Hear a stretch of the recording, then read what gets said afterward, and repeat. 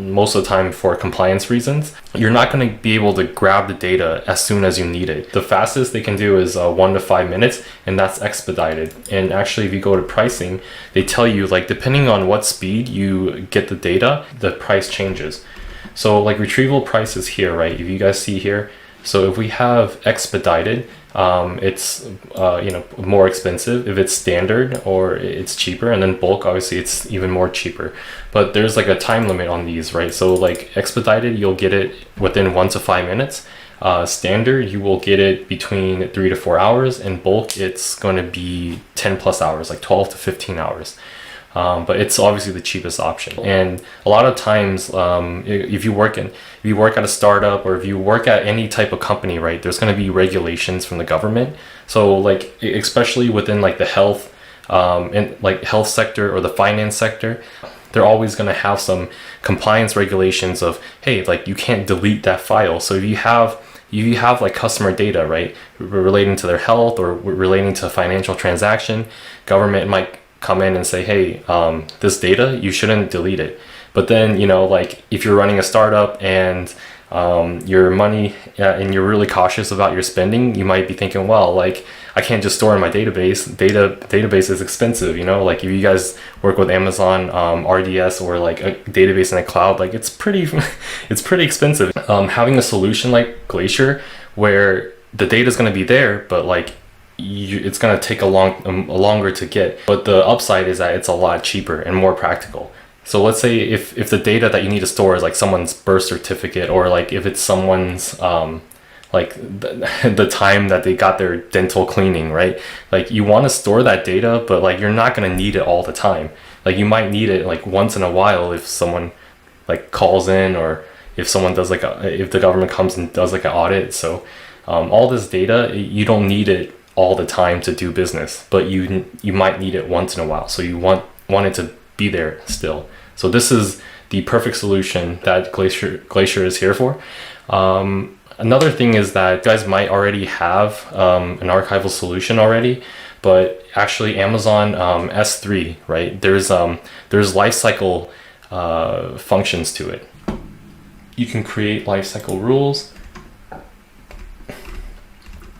So yeah, Amazon S3, it lets you create lifecycle rules and lifecycle policies. So maybe you can create like a policy like after X amount of days, move it to Glacier. And that's a very seamless integration that you don't have to do inside your code, or like you don't have to manually do. So like if you have like an archival solution already for your project, your business, your enterprise, you might still consider using Glacier, especially if you're already using S3, right?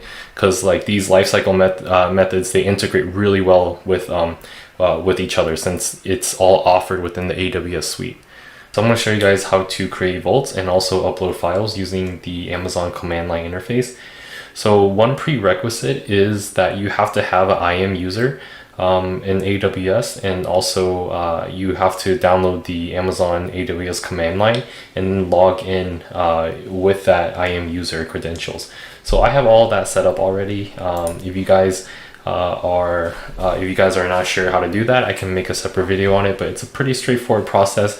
You can just follow the guide here, how to configure your AWS command line, and if you scroll down, it'll tell you how to create an access key for an IAM user that you can use to log in. Okay, so after that's out of the way, as we see here, there is nothing on this vault. So first, I am going to go to command line and create a vault.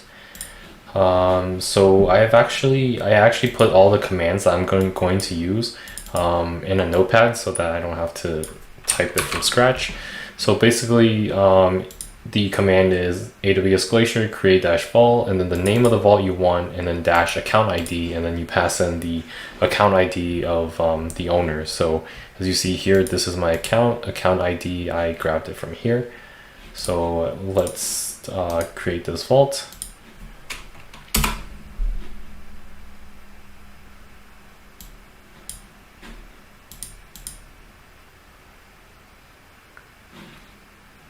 Looks like I have a configuration issue.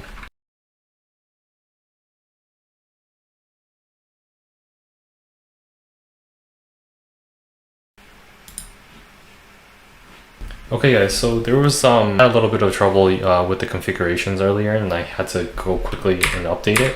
But now we see that if we do AWS create vault command with this account ID, we should have a vault created in this location.